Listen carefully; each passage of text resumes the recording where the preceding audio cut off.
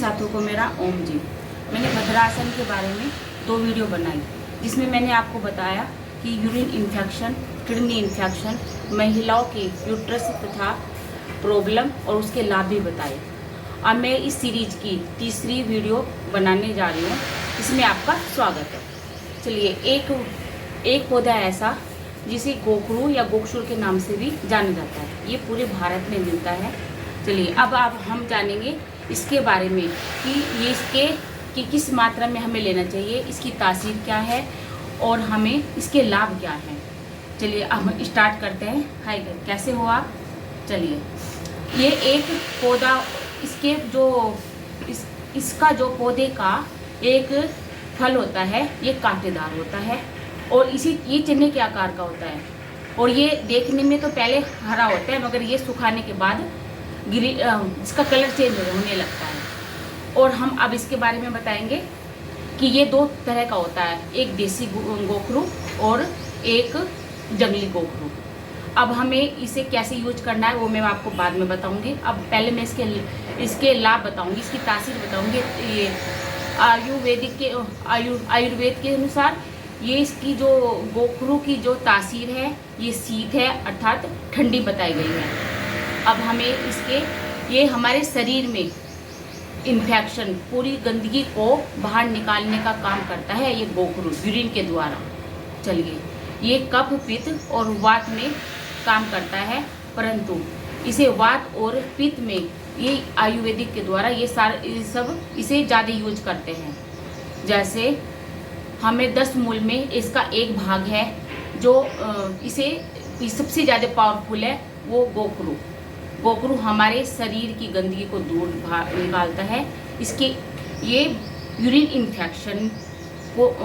Infection और जिसे बार बार रुक के बाथरूम आता है, ये बाथरूम में जलन है, ये इन सब का काम करता है, बाहर निकालने का काम, गंदगी बाहर निकालने का काम करता है ये गोखरू।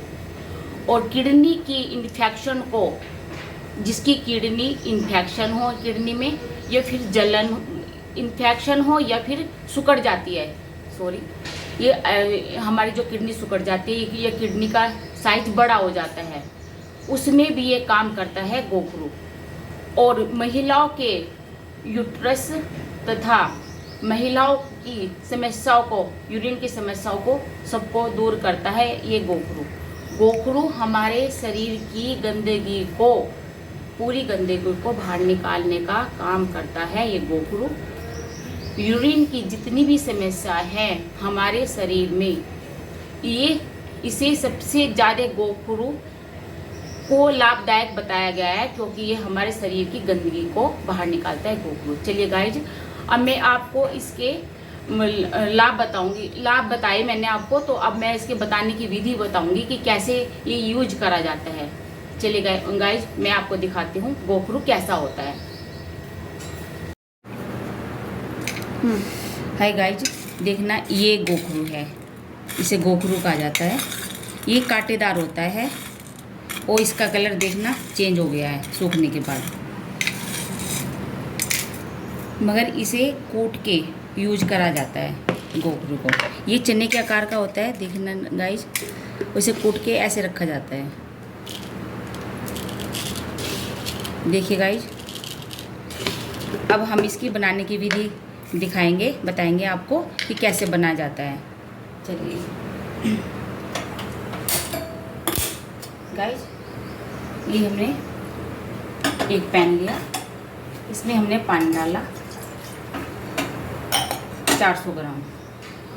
अब हमने ये कूटा हुआ वाला यूज किया, 1 चम्मच, 1% के लिए बना रही हूँ मैं, 1 चम्मच इसमें हमने गोखरू डाला। चलिए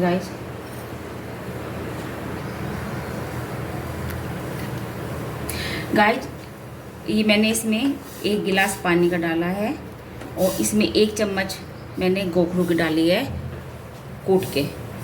अब ये पकने के बाद जब इसका हाफ रह जाए तो तब हमें ये छान के पीना है। चलिए,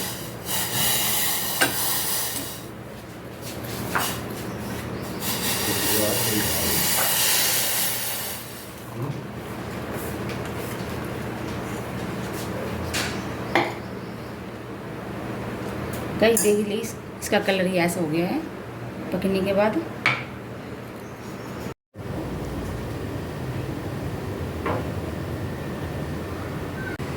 गाइस जिसका एस्किन बढ़ जाता है उसमें भी काम करता है ये गोखरू।